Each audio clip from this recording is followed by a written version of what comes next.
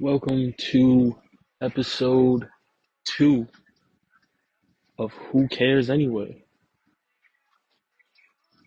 Uh, for those of you that don't know, my name is Quentin Walker, and this is just, how do I explain this? I'm just going to give you my sports opinions, and if you agree with me, cool. If you don't, cool. Who cares anyway? Um, this week, I got a couple topics that I want to talk about. And this first one is something that I've kind of been subconsciously monitoring since the beginning of last NFL season, and that's the state of primetime sports. Now, for a lot of for football fans specifically, uh, primetime is what you're looking forward to during the season. You're looking forward to not even outside of just your team's games, the team that you follow, but you're looking forward to a good Monday night game, a good Thursday night game, and then Sunday night after watching however many games you decide to watch, you're like, okay, I hope this Sunday night game, this Sunday nightcap is good, and I'm like, I walk away from it, I'm like, I'm glad I watched that. Um, as of late, there's been way too many games that I personally have walked away from saying, I'm glad that I didn't watch that, or I wish I didn't watch that. Um, And since I started paying attention to this last NFL season. I'll start with the NFL, because that's where it really is bad because you're only getting three primetime games a week for most weeks. Sometimes you'll get a doubleheader on Sunday night. Sometimes you'll get a doubleheader on Monday night. Later on in the season, you'll get, you know, weekend games, Saturday games, Friday night games towards Christmas, stuff like that. But for the most part, you're only getting three of those primetime games to start the season. And the one game that really caught my attention, there's two games that really caught my attention when regarding this topic. The first one was first Sunday night game of the season. Dallas Cowboys, New York Giants. And retrospectively, a lot of people made the claim that this should no longer be the Sunday night starter. This shouldn't be the first Sunday night game of the season anymore. It's not an entertaining game. People are tired of watching it, but people are going to watch it anyway because it's the Giants and the Cowboys. Excuse me. This is a rivalry that has been going on forever. And it's one of those things where it's like you have to start the season somewhere, right? But I'm pretty sure I went into this game last season saying, or like when the schedule dropped before the preseason, and I looked at the schedule and I'm like, do we have to have the Giants play the Cowboys on Sunday night again? The Giants are not good, and the Cowboys are at the start of the season. Everybody thought the Cowboys were the team to beat in the NFC. Turns out they weren't. That's a completely different discussion. But when you when I looked at it, it's like, okay, we have a team in the Giants that are kind of middling. They're kind of towards the bottom of the NFC, and you have a team in the Cowboys that's trending upward and has been for this last 3, 4 years. So why is that how you start how you decided to start your Sunday nights. Why is that the game you chose? Because at the end of the game, that it's 40-0, and people are turning off their TVs at halftime. You got people leaving MetLife at halftime because that game didn't look competitive. It looked like a joke. It looked like a high school college scrimmage. And I'll leave that for you guys to decide who's who because it's pretty self-explanatory. Um, and then the trend of primetime games being kind of hard to watch, uncompetitive, something that you're like, I could really care less what the outcome of this game is at this point. It continued, oddly enough, continued with the Giants as well, but because I have September 21st, the Giants versus the 49ers. Again, another game where you have a team that's trending in the wrong direction against a team that's trending upward. And this is your eventual Super Bowl runner-up. The Giants end up losing this 30-12. So not only is it another bad primetime loss for the Giants, it's just another uncompetitive primetime game. It's just ironic that it involves the Giants. But and then you have Week Four's Monday night matchup between the Giants and the Seahawks, and again, Giants lose in prime time, 24-3. The Giants didn't even score a touchdown. So how could this game be competitive or interesting and fun to watch? I know for Giants fans it wasn't fun to watch because this is the third time you've seen your team in a prime time setting, and your team has choked in the wildest way. They've completely and utterly fumbled anything they had going. Any excitement that you had, any hope you had, they fumbled it all. Right? So before I get into, because I have a couple more games that I want to touch on, but you see this trend and you're wondering, why doesn't the NFL flex these games? Why doesn't the NFL take this take this game and swap it out with another one and make a different game the Monday night game for Week Four instead of, because at that point, as the NFL, you got to know that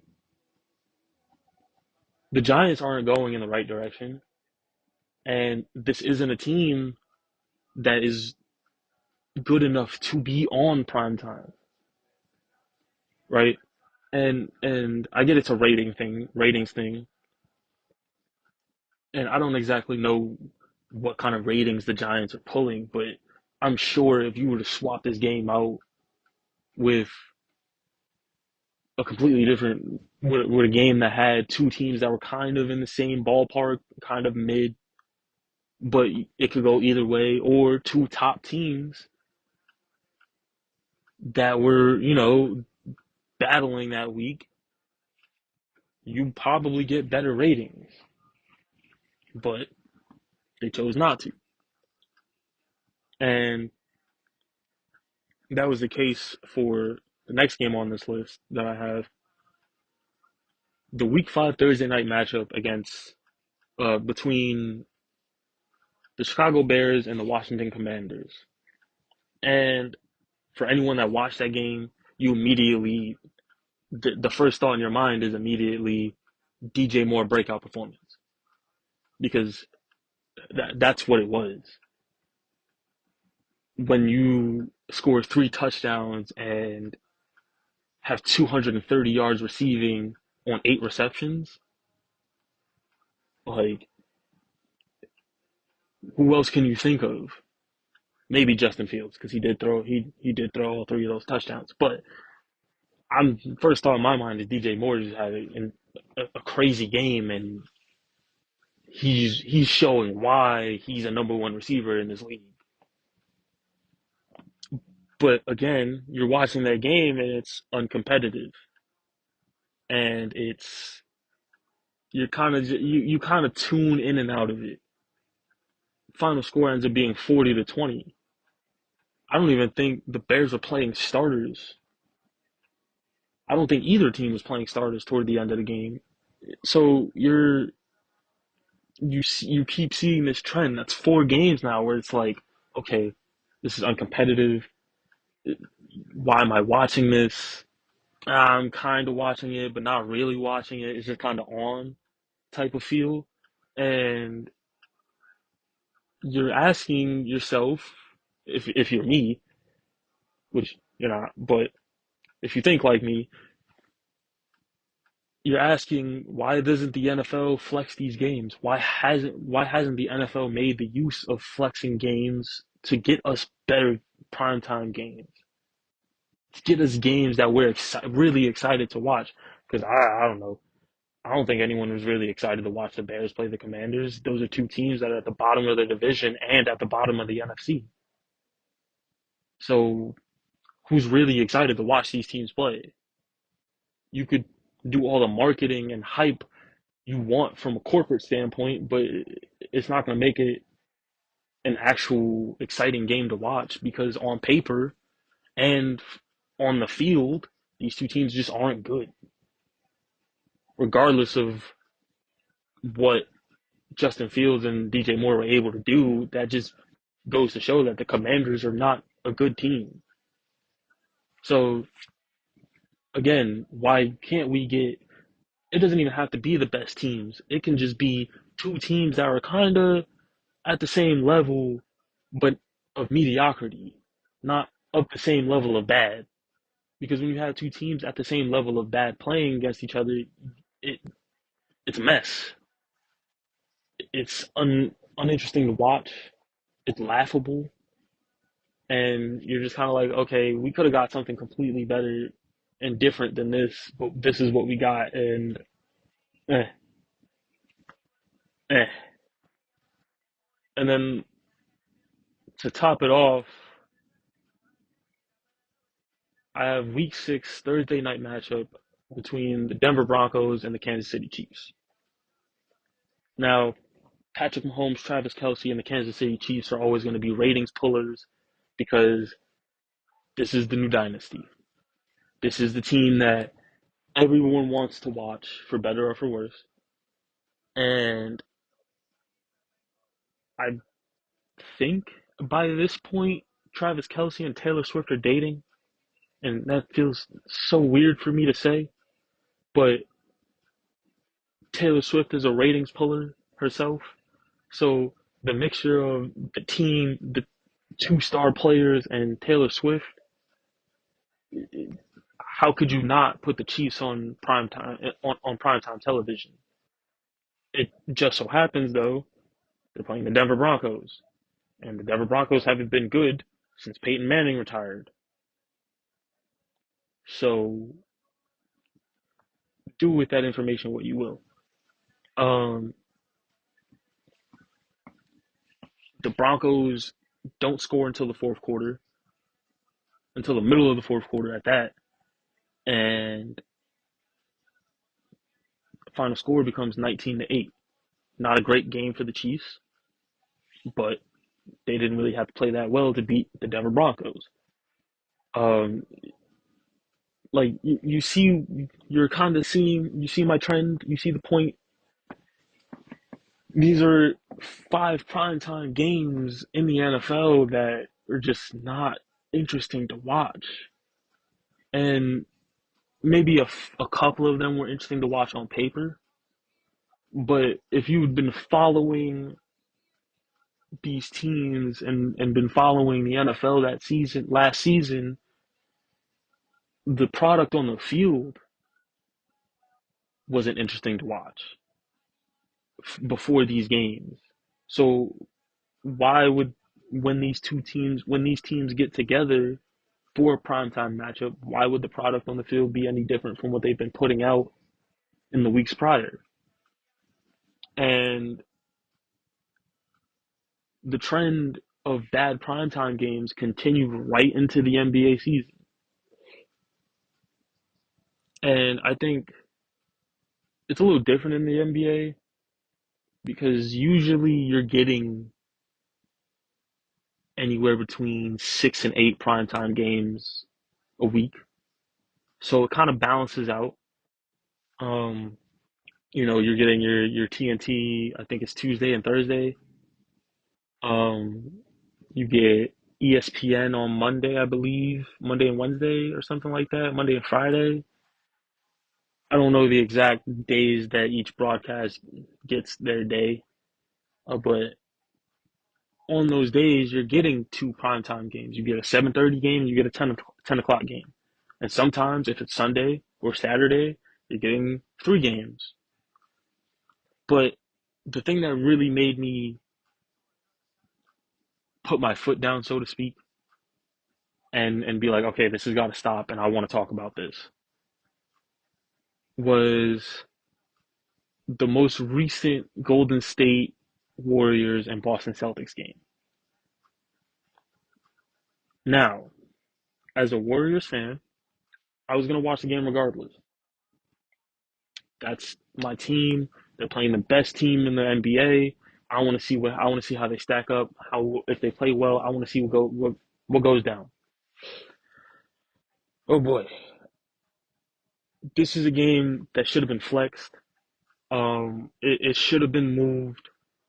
While yes, the Warriors were playing well and had been playing well at the beginning of February, since the beginning of February, this is something that Adam Silver and the league offices and the networks, namely ABC in this case, should have taken a step back. I believe it was ABC. Should have taken a step back and said, we got to move this game out of here.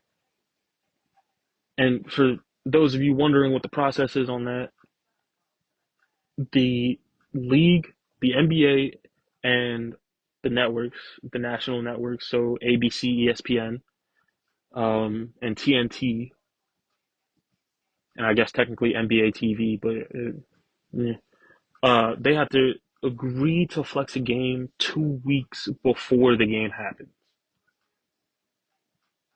So let's say today is, and I'm dating this, but today is March 9th. It would have had to be flexed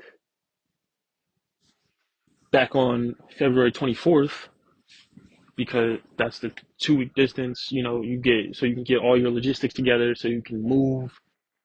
Uh, Whether you have to move commentators in and out, so the teams can make the correct arrangements for their arenas and their travel, and to move around any other pieces between production buses and stuff like that.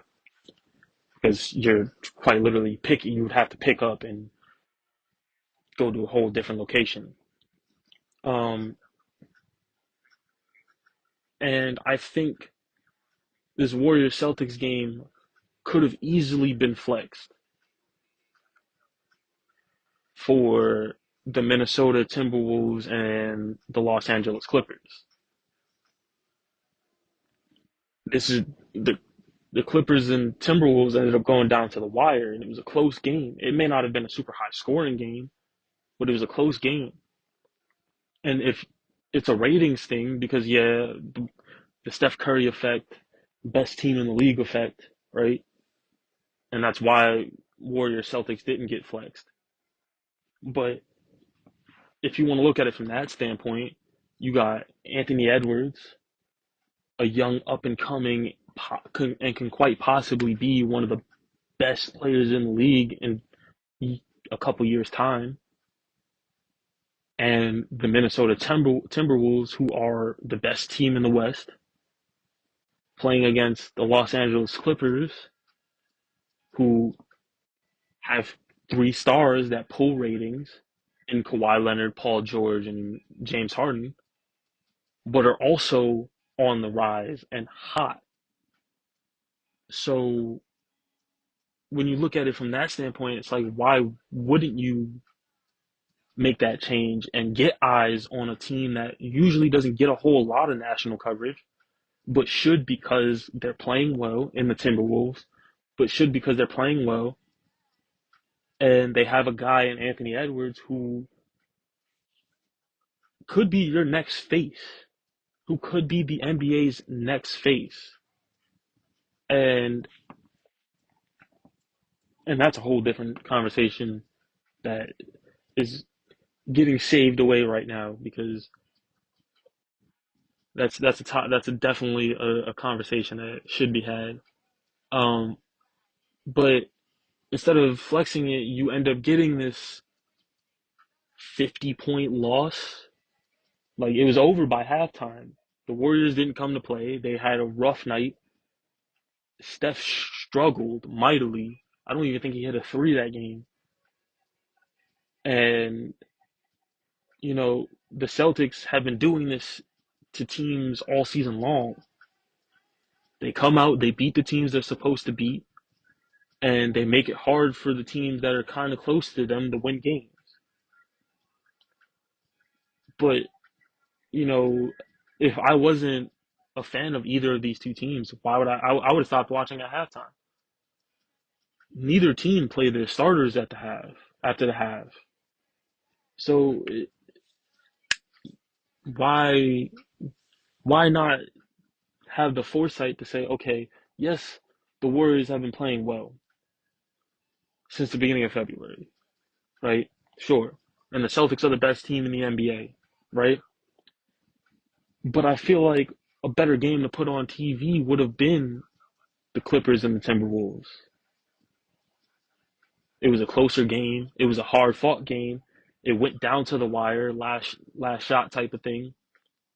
And it's not like you're at a lack of stars on these two teams. These are just teams, especially in the Timberwolves specifically, that fly under the radar, that are quote unquote small market teams. The Timberwolves are, but the Clippers have always been in the shadow of the Los Angeles Lakers. That's little brother to the Lakers' big brother, and regardless of what's going on with these two teams, the NBA refuses to give them a whole lot of national spotlight, but they're deserving of it this year. And the Lakers aren't, for sure. The Warriors aren't right now, regardless of Steph and how well Steph has been playing for most of the season. And, the other names on that team. The only team out of the Lakers Warriors, I don't know I know how the Lakers got into this conversation, but out of the Lakers Warriors and Celtics that really deserve that national spotlight right now is the Celtics. And do we really want to see them beat up on a team that we kind of figured they were going to beat anyway? No, at least I don't. And like I said, this is a trend that bled from the NFL season right into the NBA season. And it started really early on in the NBA season, October 29th. That's what, second day of the season or so. And granted, you can't really,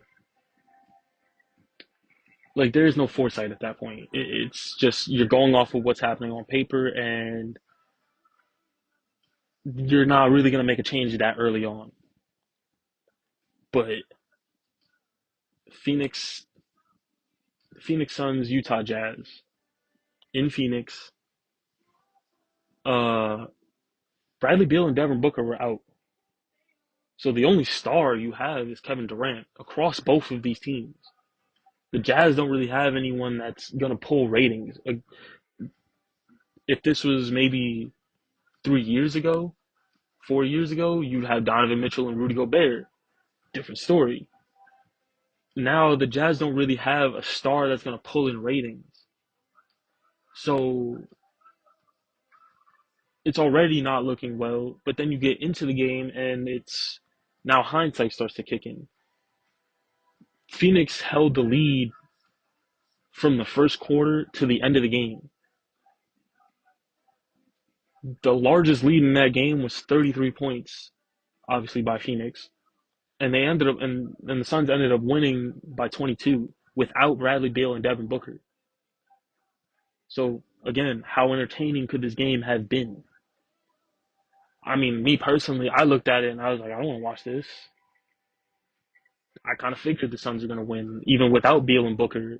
The Jazz don't really have a whole lot of talent, and this is an early season tilt where you're still kind of trying to figure out who's playing what role and who needs what minutes and all of that. Coaches are trying to figure out the logistics of their lineups, and it could have been replaced. And not that I think you are going to replace a game on day two of the NBA season or whatever, or on night two of the NBA season, but I think Minnesota and Miami would have been a perfect replacement. Maybe not a replacement because I don't think the start times lined up, but it could have been another national game that night. You know, you have finals runner-ups in the Miami Heat, Jimmy Butler, Bam Adebayo, that's your star ratings pullers, right? And then on the Timberwolves, again, Anthony Edwards, and regardless, and not regardless, but um, yes, this was the beginning of the season, so nobody knew that the Timberwolves were going to be the best team in the West or fighting to be the best team in the West. But Anthony Edwards is still a name that can easily pull ratings. People want to watch this man play. People want to watch him do the things he does. That's why there's been so many highlights of him on social media. You see his name everywhere on social media nowadays because he does things that only a handful of players could do. And how could you? I mean, I know how. Again, beginning of the season, so you're not gonna make that change. Um, Another early season game that I have, the Spurs and the Clippers. Now, this is before the James Harden trade, so only stars you have that are pulling your ratings are Kawhi Leonard and Paul George, and the 7'3" alien in the room, Victor Wembanyama. How could I? So yeah, you want to watch, you want to put your, I don't even, yeah, an alien. You want to put your alien of a rookie on national television early on. You want people to see him. Yes, makes sense. But the Clippers had the lead from the first quarter on. The Spurs never led in this game outside of the first like couple of minutes, and the Clippers held a 41-point lead at its largest. At its largest, ended up winning by 40. Uh, as much as people want to see Wemby, they want to see him play meaningful games. They want to see him play competitive games, not get blown out by 40. And could have, and again, this is retrospective because again, who knew that these games were going to turn out like this? But the Lakers and the Kings were playing that night at the same time,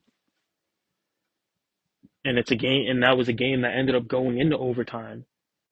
And if you're worried about it from a rating standpoint, again, you have the ratings pullers. You have the LeBron James, the Anthony Davis, the De'Aaron Fox. Yes, the Kings are technically a medium small market team, but they have names that can. They have a name. We didn't know Domantas Sabonis was going to be what he is what he has been this year. Um, and if you want to know more about a little more about that, go watch last week's episode or listen to last week's episode wherever you get your podcast, YouTube, Apple Podcasts, take your pick. Um, But De'Aaron Fox has proven that he's has the capabilities of being a top young guard in this league. In this league, and I think you could have easily put however you want to word it, the Lakers and Kings to be a primetime game. Now, again, this is retrospective. Nobody knew that it was going to turn out to be an overtime game. But again, just off the names alone, LeBron James, Anthony Davis, De'Aaron Fox, get eyes on players that people don't see often in De'Aaron Fox, but you still have those staples, Anthony Davis and LeBron, that are gonna pull you ratings regardless. Because I don't even want to say any real basketball fan, any casual basketball fan at that is gonna want to watch a game where the Lakers are playing. But they're also gonna watch. Like you have those fans once you get deeper into how much time you spend following basketball from casual on to uh in-depth watcher, you know, you're you've been paying attention to the Kings because the Kings have been making noise over the last couple of years. Especially with last year's playoff series against the Warriors. And yeah, they lose that series, but they kind of made it they kind of put the league on notice to say that hey, we're good and we can hang and we can battle with the top of the top. We can, like this isn't the same Kings team that we've been seeing kind of just be at the bottom of the Western Conference. So why not? Why not put that game into make that game into a primetime game? Again, early season, fine. Um, the Lakers and Sixers play on November 27th. Uh, this is a game where you have the names. You have the Joel Embiids, you have the LeBron James, you have the Anthony Davises, right? So yes, it makes perfect sense why this is a primetime game. It just so happens that Joel Embiid and the 76ers came to play that night and excuse me, uh it was a wash. Uh Sixers end up winning by 44. They hold the lead from the first quarter on, and at its largest, the lead was 46 points. Um, you can't. I didn't really find a game that could have replaced this one and still giving you the same ratings and instead of looking at it, and not looking at it from a retrospective. Oh, this game was closer, so it should have been prime time. But looking at it from a perspective of does it does it have the same pull? Um, Only game I found close was the Trailblazers and the Pacers. Um, it turned out to be a better game, but you don't have the same team, the same names. That's the word I was looking for. You don't have the same names. Uh, our only star player really there is Tyrese Halliburton out of both of those teams, and that's he's not going to pull the same ratings that LeBron James, Anthony Davis, and Joel Embiid pull. So that's that.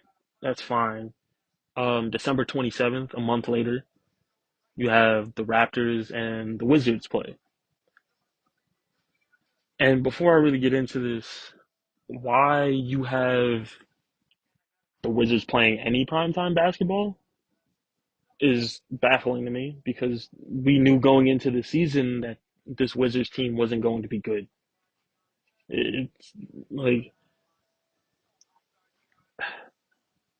I don't even know how to further explain that. It's just you could tell this team was a joke. This team was going to tank. They really have no one outside of Kyle Kuzma and maybe Jordan Poole when he kind of gets himself together and can get going. But they look like a joke. And the Raptors, yeah, they got Pascal Siakam, but that's the only that's the only name. Scotty Barnes, I guess, but that's the only name in Pascal Siakam that's going to pull you ratings because that's the name that people really know and have seen play before. Unless you're a Raptors fan or watching games where the Raptors play your favorite team, you don't really know what Scotty Barnes does. So um, the Raptors end up winning this game, win by 30. Um, they held the lead from the end of the first quarter onward. Their largest lead, 31 points. So again, it, how entertaining are these games actually,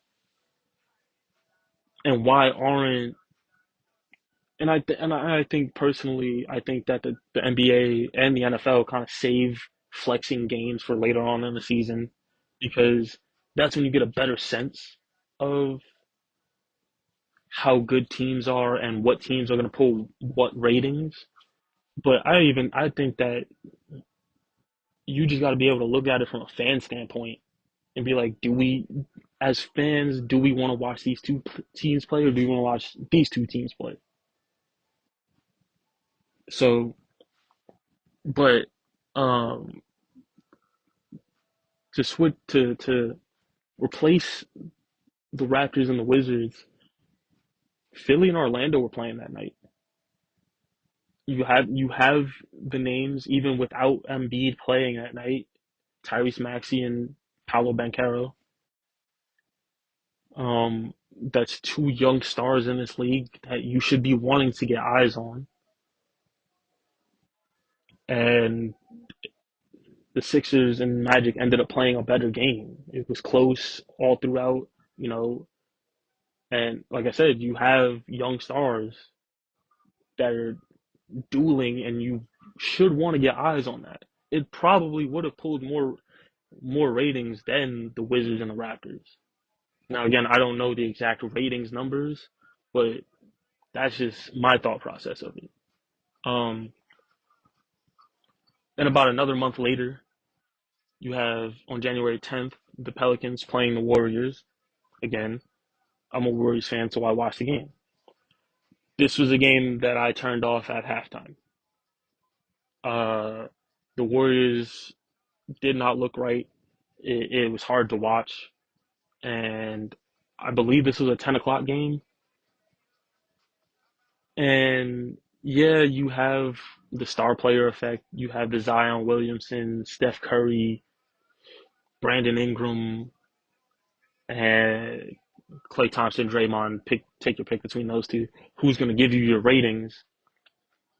But the game ended up being unentertaining. It ended up being something that you don't want to watch unless you're a Pelicans fan. The Pels lead the entire game, and at its at its largest, the lead was a 41 point lead. The Pels end up winning by 36. So why not? Granted, hindsight, but why not put Houston and Chicago, put the Rockets and the Bulls in prime time instead? This that's a game that ended up going into overtime. And while yeah, you may not have the same star player ratings draw, but it's not like these two teams are lacking for players that people know. The Rockets have Jalen Green, Dylan Brooks. However people feel about him, that people are gonna watch him because he's entertaining. And then you got a couple of young guys on that Rockets team in Jabari Smith Jr. and Alperen Sengun who are playing good basketball, and you should want to get eyes on that because that's gonna that's gonna make people say, "Oh, the Rockets are playing tonight. They're playing in prime time tonight. I want to watch that because I want to see this guy play." And take your pick out of whoever is on that Rockets roster, whatever young player is on that Rockets roster. And then for the Bulls, DeMar DeRozan, I think this was about the time where Kobe White kind of started to step up and play outstanding basketball after the Zach LaVine injury. And that's really all I got for the Bulls because the Bulls don't really have anyone else. I mean, Vucevic is there, but he's not what people thought he was going to be when they traded for him. So, but it's not like you're lacking for names that people know. People know who DeMar DeRozan is. People know who Jalen Green is. People know who Dylan Brooks is. People know who Fred VanVleet is. So people are gonna watch. People are gonna watch. It's not like they're gonna look at a game like the Rockets and Bulls and say, I don't want to watch that because I don't know anyone. Like no casual fan is gonna do that. And I'm like, oh, I know these players, so I'll watch it. Um, it just might not have had the same draw as if you had Steph Curry playing in prime time, which is understandable. But would you rather a star player that's going to pull your ratings, or would you rather a good game? And then the last game I have that I want to kind of talk about is the Milwaukee Bucks and the Cleveland Cavaliers. This is a game where Giannis was out, didn't play, but you still have a lot of stars playing. You got Dame Lillard, you got Donovan Mitchell, you got Darius Garland. Maybe not Darius Garland. He might have been hurt around this time. Um, you got Evan Mobley and you got Jared Allen. Now, Jared Allen's not a star. Evan Mobley is a budding star, but really, you're getting your ratings from Donovan Mitchell and Damian Lillard. But this is a game that ended up being a 40-point blowout for the Cavs, and they led the entire game, and their biggest lead was 47 points. So instead of getting this where Giannis is out, so you're not necessarily going to get the ratings draw. And granted, Giannis's injury might have happened the night before or fallen too late of that 2 week window to really get the game switched. But in retrospect, in hindsight, that same night at the same time, you have the Spurs and Celtics playing. It would have given you the same draw because Victor Wembanyama and Jason Tatum are playing. You also have Jaylen Brown. You also have Kristaps Porzingis. You also have the Celtics being the best team in the NBA at that point. Your ratings would have been there, and fans would have been treated to a better game, or a game where there's more stars to watch and pay attention to. But I understand why some of these games don't get flexed. That's just that's the business of it all, and you kind of save flexing games for later on in the season. Like I said, when you know what teams are and how they play.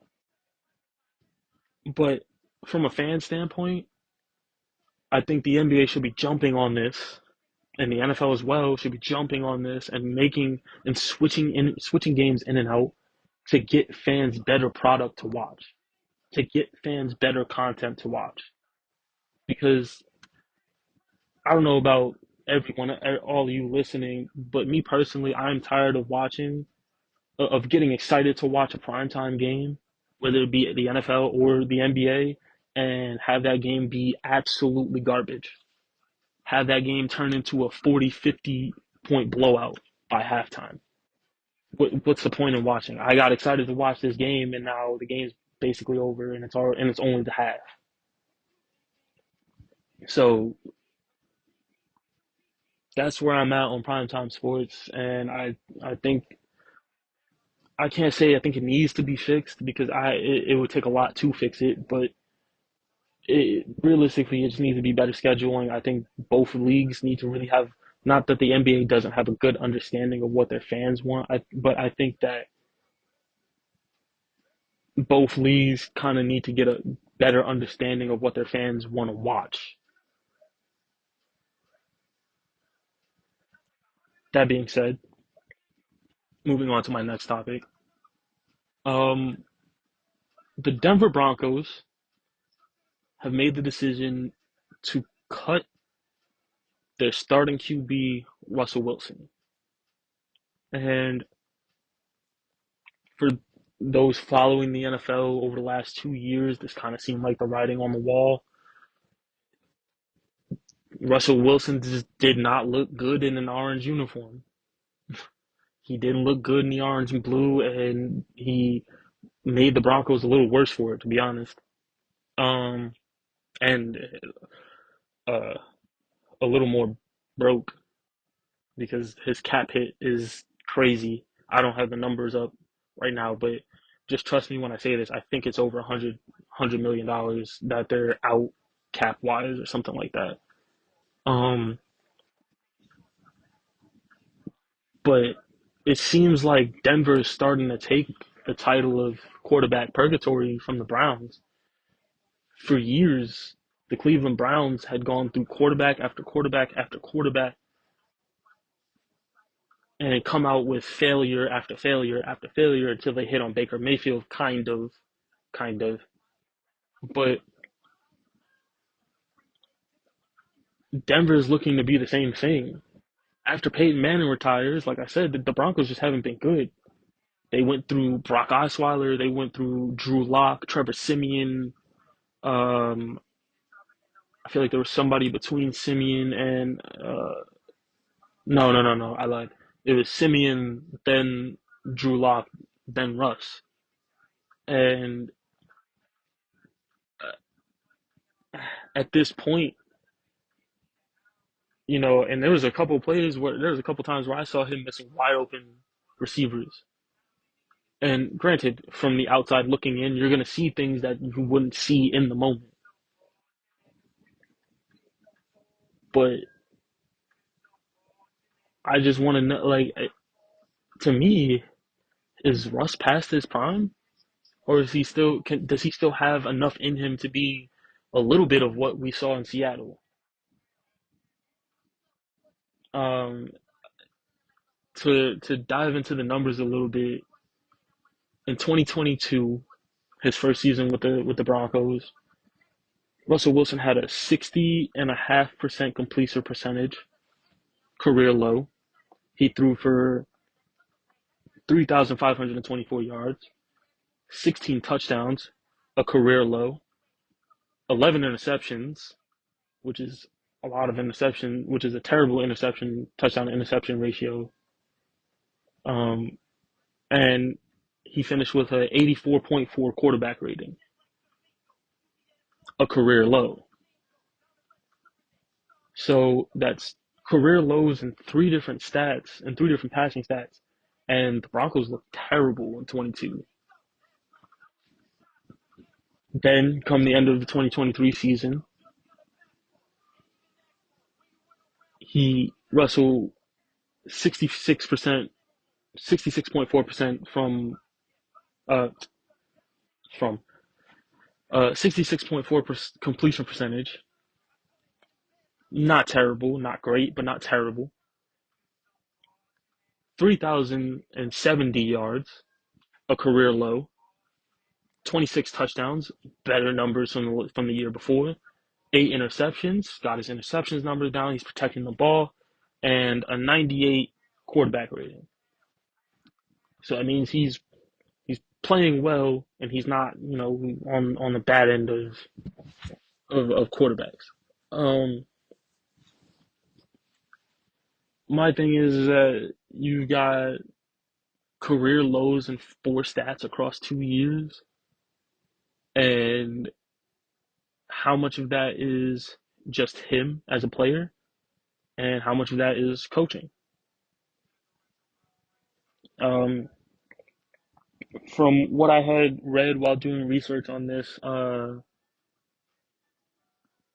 the it seemed to be an issue of play calling a little bit. I know when Russell Wilson left Seattle, he wanted more uh, responsibility when it came to the play calling duties, and it was something that I think Pete Carroll and him feuded on, which is what led to him getting traded out to Denver. And then he gets to Denver, and you're having that same issue. Nobody like the play calling duties are split. There's too many voices. It's too many, you know, too many cooks in the kitchen, so to speak. In 2022, the Broncos had Nathaniel Hackett and Clint Kubiak calling their offensive plays.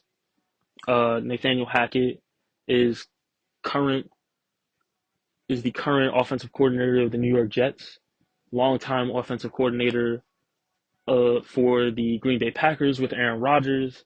So you kind of you're like, oh, this isn't a bad pairing. You're like, this could be something good, especially if you're a Broncos fan, because you got a guy that has helped a future Hall of Famer and multiple time MVP get to where he got offensively for however many years he was there, and a guy in Russell Wilson who's a Super Bowl champion and had been in the elite quarterback conversation for a long time. Um, Clint Kubiak is the son of former Houston Texans head coach Gary Kubiak, was also a quarterback in the NFL.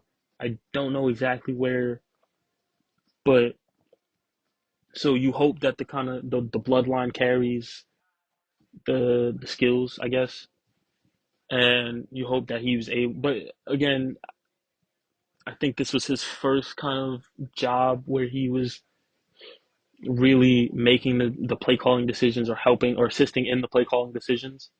So I wasn't expecting much of him. And then in 2023, the Broncos hire Sean Payton to be their head coach, legendary New Orleans Saints head coach, who him and Drew Brees were, you know, outside of Bill Belichick and Tom Brady, the best coach quarterback pairing in the NFL for a long time. And then they also hired Joe Lombardi to be their offensive coordinator, I believe. Um, and then I think they gave Russ some play calling duties later on in the season, but offensively, yes, they looked a little better, but they also didn't. Russ protected the ball more, and he was hitting more on more passes, but you're not getting the same explosiveness down the field, and you're suffering because of it because you're not scoring now. Like 26 touchdowns is about middle of the league in terms of touchdowns thrown, and the Broncos had games like the one I stated earlier where they're not even scoring until late in games, or they're only scoring once a game. So, you wonder how much of that falls on Russell Wilson or how much of that falls on the play calling. Um, I think uh,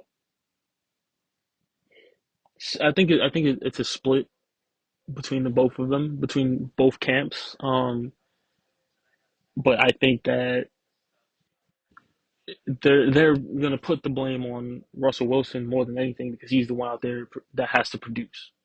The coaches aren't out there playing throwing the ball; it's him throwing the ball. So he's the expendable one in this situation, which is why they're cutting him. And that leads me to my next point. How many teams are in the market for a 35-year-old quarterback? Uh, between especially this year's draft, um, but also the other quarterbacks on the market, like a Kirk Cousins, like a Justin Fields. Um, who does Russell Wilson really help? You know, like I said, if you're not even trying to go through the route of trying to trade or sign a quarterback, and you want to start fresh, completely fresh, and draft a rookie to come in and be your starting quarterback or to be your quarterback of the future, there's enough talent in this year's draft that you can do that.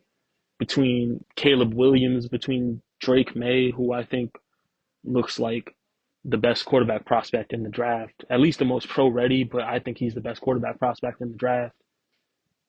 Um, uh, Jaden Daniels, JJ McCarthy, who I think really showed out at the combine and will show out at his pro day. Um, and there's one more guy that I'm blanking on right now, Mike Penix Jr. Mike Penix Jr. is another guy. Oh, and Bo Nix. So that's six guys that I just named that could fill the need for quarterback needy teams, for quarterback hungry teams right now, and be the guy for the future or be the guy right now. Some of these guys are more capable of being the guy right now, but it's not like there isn't enough talent to go around to fill these spots. And so it's where does Russell Wilson fit in the picture for a lot of these teams? Personally, I'm leaning on he's a bridge quarterback, kind of in that Tyrod Taylor or Josh McCown esque kind of role where he's just gonna be there for a couple years, or Alex Smith with Pat Mahomes. He's gonna be there for a couple years, kind of let the guy behind him watch his work ethic, watch how he prepares, and watch him on the field and learn. And then once that guy's ready, he's out of there, willingly or not. Um, or he could be a vet backup. He could be a kind of guy that just kind of sits on the bench and kind of guides with a he kind of guides that young starter through the ropes, and but he doesn't have to play. You let the young guy go out there and make the mistakes, but you allow Russell Wilson to be the guy outside of maybe the quarterback coach and the offensive coordinator or the head coach. You allow it to be a player to player conversation and allow Russell Wilson to say, okay, this is what you did wrong. This is why it was wrong. And this is how we fix it. And I just think that's the best scenario for Russ. I don't think he's going to get paid a whole lot. I think his years of making bank are over, especially after the stunt, after what happened in Denver. Um, and there's a lot more under the surface of his time in Denver. If you really want to know, you should probably go look it up because a lot of the things he did are very uncharacteristic of what we thought Russell Wilson to be.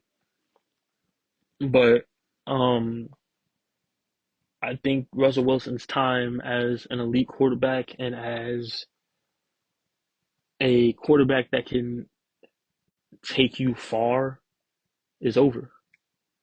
And it's sad to say because we're coming to a time in the NFL and in sports in general where we're at the end of an era.